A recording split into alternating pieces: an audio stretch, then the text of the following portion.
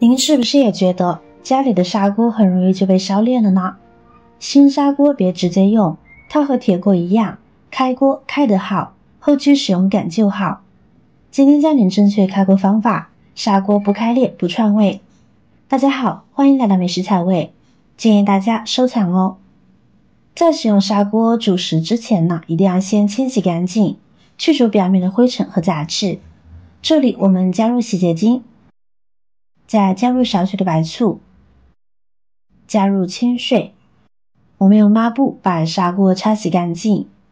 因为新的砂锅含有少量的铅，放白醋呢可以有效的去除。而洗洁精的作用，相信不用介绍，大家都知道了。就这样里里外外，连带盖子呢都要清洗干净。砂锅的材质非常细腻，因此在清洗或使用的过程中，要避免使用铁铲、钢丝球等硬物，以免刮伤砂锅。用软一点的双碗布轻轻擦洗。用钢丝球呢会破坏砂锅的保护层，处理不好，后期在使用的时候呢就很容易粘锅。全部擦拭一遍过后，再用流动的清水反复冲洗干净。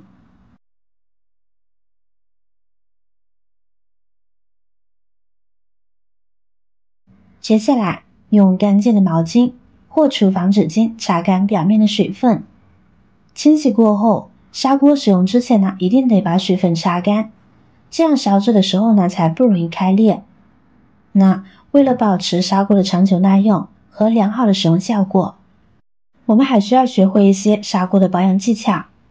我们把砂锅里里外外带盖子全部擦干之后，来到灶台上，我们往里边呢加入多一些的清水，再加入一把茶叶，盖上盖子，开大火将其烧开。砂锅是由石英、长石、粘土等原料混合而成的陶瓷制品，经过高温烧制而成。不但呢会有一些细小的沙粒附着在上面，还会有一些土腥味和烟火气。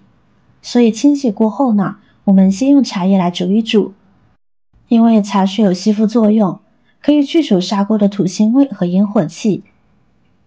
煮过茶叶的砂锅呢，不仅结实耐用，在下次使用时呢，还会有淡淡的茶叶清香。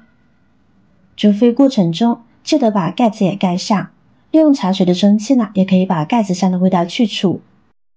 5分钟后，我们把火关了，等其稍微冷却一些，我们把茶叶水倒掉，然后呢，再用清水将其冲洗一遍。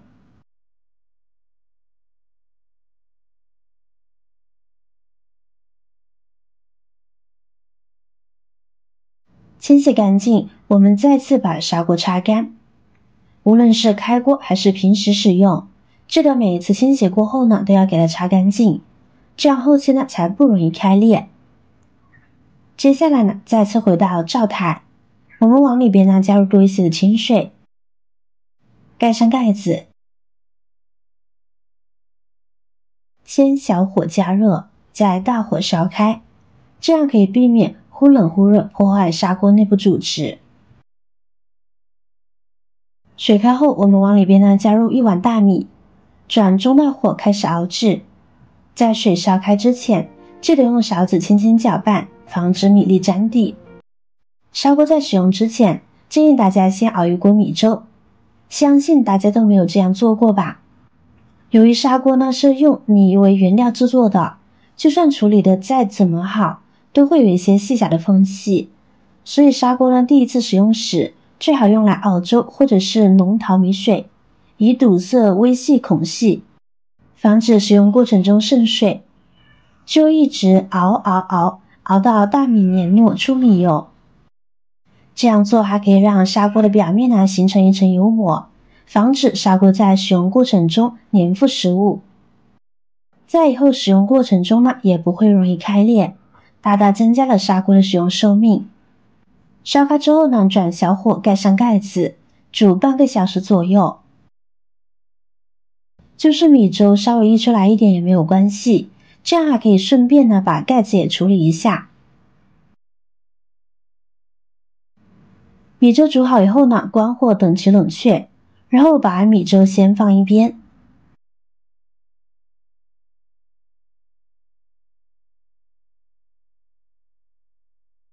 这边砂锅冷了以后，再次将砂锅用流动的清水清洗干净。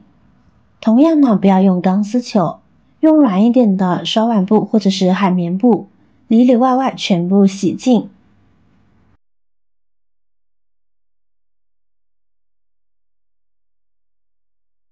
彻底洗干净以后，再次用干毛巾或者是厨房纸巾擦干表面的水分。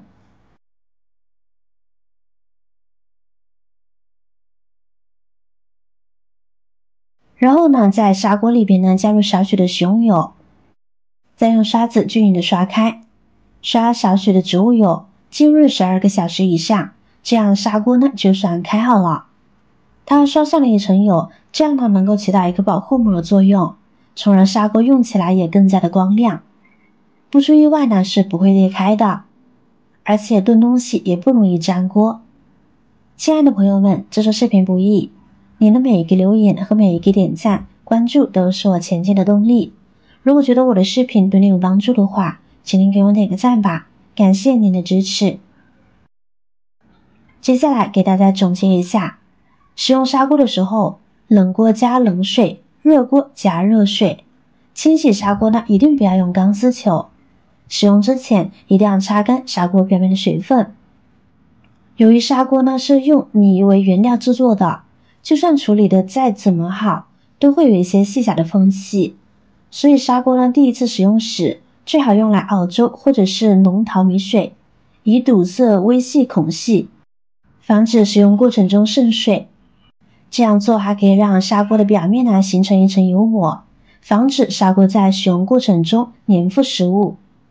在以后使用过程中呢，也不会容易开裂，大大增加了砂锅的使用寿命。砂锅呢是厨房中不可或缺的烹饪器具之一，它能够煮出香喷喷的炖汤和鲜美的米饭。事实证明，砂锅做出来的菜呢比高压锅要好吃得多。但是，当您新买一个砂锅了之后，您是否知道应该如何正确的使用和保养它呢？今天学会以上的内容，正确维新砂锅开锅，让它更加耐用不串味，让您在烹饪过程中更加得心应手。有需要时动手去试一试吧，效果绝对会让你满意哦。学会呢，记得把它分享给您的家人和朋友。如果您有更好的建议和方法，欢迎在下方留言哦。